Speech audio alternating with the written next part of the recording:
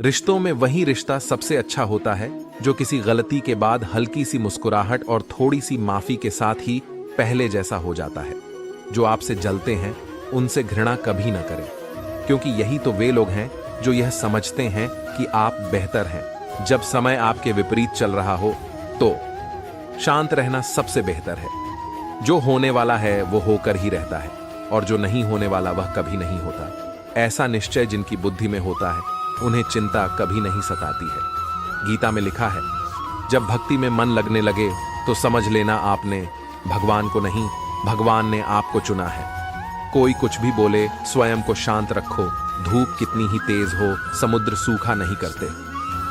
कान भरने वालों से हमेशा सावधान रहे, ये अच्छे अच्छे रिश्तों को बिगाड़ देते हैं। किसी के साथ दुख बांट पाना भी एक तरह का सुख है। योग्यताएं कर्म से पैदा होती हैं, जन्म से हर व्यक्ति शून्य होता है। उस आदमी से सावधान रहो जो बात नहीं करता, और उस कुत्ते से जो भौंकता नहीं है। इस जगत में सत्य से भी बड़ा सत्य प्रेम है, और जिसके प्रति प्रेम है उसके प्रति असत्य होना मुश्किल है। पूरी दुनिया की सबसे खूबसूरत जोड़ी मुस्कुराहट और आंसू है। इन दोनों का एक साथ मिलना मुश्किल है, लेकिन जब ये दोनों मिलते हैं वो पल सबसे खूबसूरत होता है। जब समंदर में कश्ती लेकर आ ही गए हैं तो अब तूफानों से क्या डरना। प्रभु का रास्ता बड़ा सीधा है और बड़ा उलझा भी। बुद्धि से चलो तो बहुत उलझा, और भक्ति से चलो तो बड़ा सीधा। विचार से चलो तो बहुत दूर, और भाव से चलो तो बहुत पास।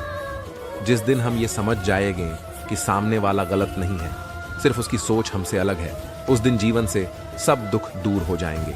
इंसान को इंसान से दूर करने वाली सबसे पहली चीज है जुबान, और दूसरी चीज है पैसा।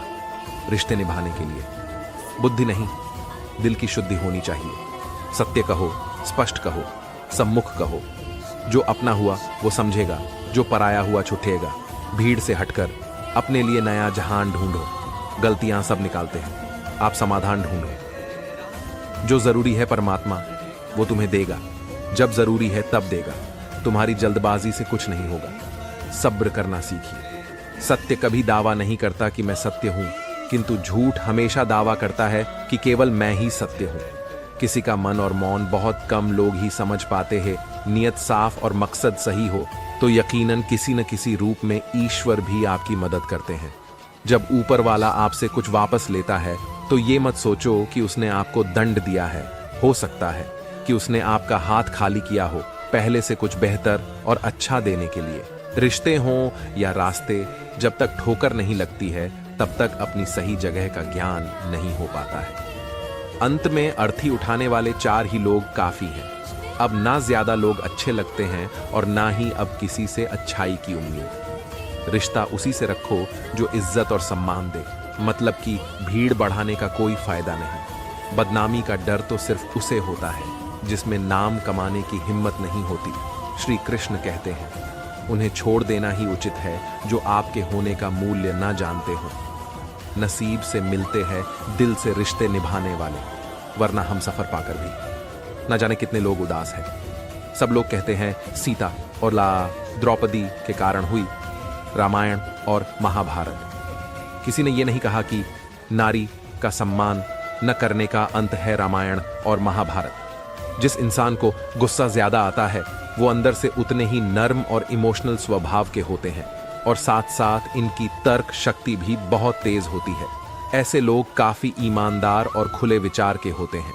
रिश्ते में विश्वास और मन में प्रेम हो तो रिश्ते कभी नहीं टूटते। सोचो, स्त्री और धन दौलत में आनंद अगर होता तो बुद्ध और महावीर यूं घर ना छोड़ते। यदि कोई योग्य मित्र मिला हो तो उसके साथ चले, यदि कोई नहीं मिला तो एक राजा की तरह अकेले ही चले। जिंदगी में कभी भी ये मत सोचो कि कौन कब कैसे कहां बदल गया। सिर्फ इतना देखो वह तुम्हें सिखाकर क्या गया। यही जीवन का ज्ञान है।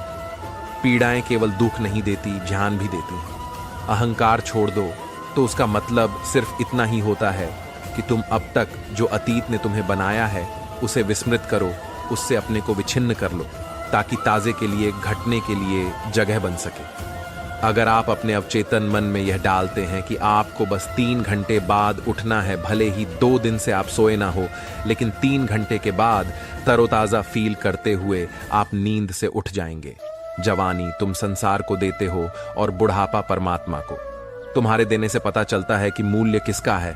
जवानी तुम व्यर्थ को देते हो और बुढ़ापा सबसे मूल्यवान को। जब शक्ति होती है तब तुम गलत करते हो, और जब शक्ति नहीं होती तो तब तुम कहते हो कि अब अच्छा करेंगे। स्वयं विचार करें, अगर आप दूसरों के विचारों से अपनी जिंदगी चला रहे हैं तो एक दिन आप खुद को एक पिंजरे में पाएंगे। अगर कोई रास्ता आपको डरा रहा है तो समझ लेना आगे बहुत बड़ी सफलता आपका इंतजार कर रही है।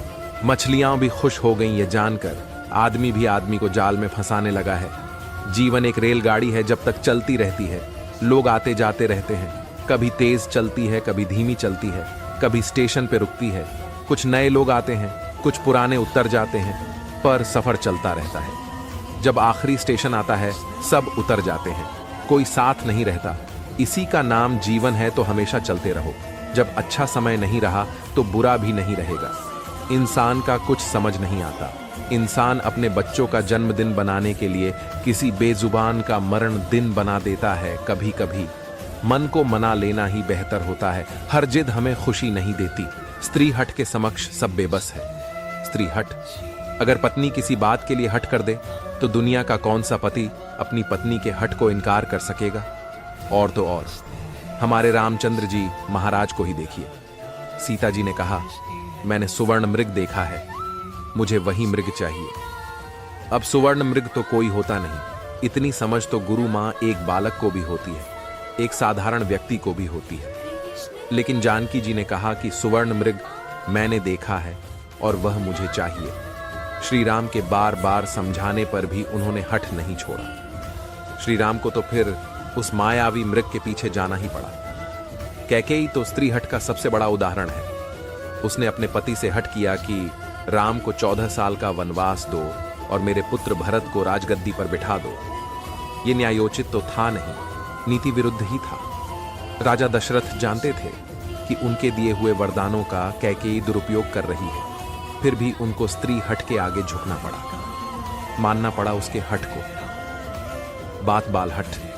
बच्चा अगर हट कर ले और उसकी जिद पूरी करने में पूरे परिवार को भी अगर जुटना पड़ जाए तो परिवार जुट ही जाएगा। हालांकि हट को तो बुरा ही माना गया है, फिर भी अगर बालक हट करे तो क्षमा दी जाती है। यह सोचकर कि बच्चा है, जिद कर रहा कोई स्त्री अगर हट से अपनी बात मनवाना चाहे तो उसका पति अथवा घर के अन्य सदस्य उसकी बात को मानते तो हैं, पर उनके लिए वह एक मजबूरी हो जाती है। दिल से तो वे उसके हट को अच्छा नहीं मानते हैं। मजबूरी में अगर पत्नी के हट को पूरा करना भी पड़े तो भी पति के दिल को कोई प्रसन्नता नहीं होती है। आप जैसा करते हैं वैसा ही फल मिलता है। अक्सर आपने कुछ लोगों को हमेशा परेशान रहते देखा होगा। वे किस बात से परेशान हैं, इसका अंदाजा लगाना सबके बस की बात नहीं, क्योंकि वे अपनी चिंता दूसरे से साझा भी नहीं करते हैं। दरअसल आदमी जैसा कर्म करता है वैसा ही फल उसे प्राप्त होता है। ऐसी कहानियां और कथाएं आपने काफी पढ़ी और सुनी होंगी। जागरण अध्यात्म में आज हम आपको इससे जुड़ी ही एक कहानी के बारे में बताने जा रहे हैं। एक समय की बात है, एक गांव में दो किसान थे। वे खेती के साथ साथ बागवानी भी करते थे। एक अपने बाग में आम उगाए थे तो दूसरे ने किसान ने लीची उगाए थे। फलों के सीजन में उनके बाग में अच्छी पैदावार हुई तो वे दोनों अपने अपने फल बाजार में बेचने के लिए गए। बाजार से लौटते समय उन दोनों ने अपने लिए 5-5 किलो फल बचा लिए थे। वापस लौटते समय दोनों किसान रास्ते में मिले। दोनों एक दूसरे से बातें करने लगे। आम वाला किसान बोला, मैंने फल बचा तो लिए, लेकिन इस बार खूब फसल हुई, हम लोगों ने खूब आम खाए, अब खाने का बिल्कुल भी मन नहीं है। लीची वाले किसान ने कहा, यही हाल मेरा भी रहा, इस बार लीची की अच्छी पैदावार हुई है। दोनों ने यह फैसला किया कि दोनों आपस में फल बदल लेते हैं। आम वाले ने लीची ले ली और लीची वाले किसान ने आम, लेकिन आम वाला किसान बहुत लालची था।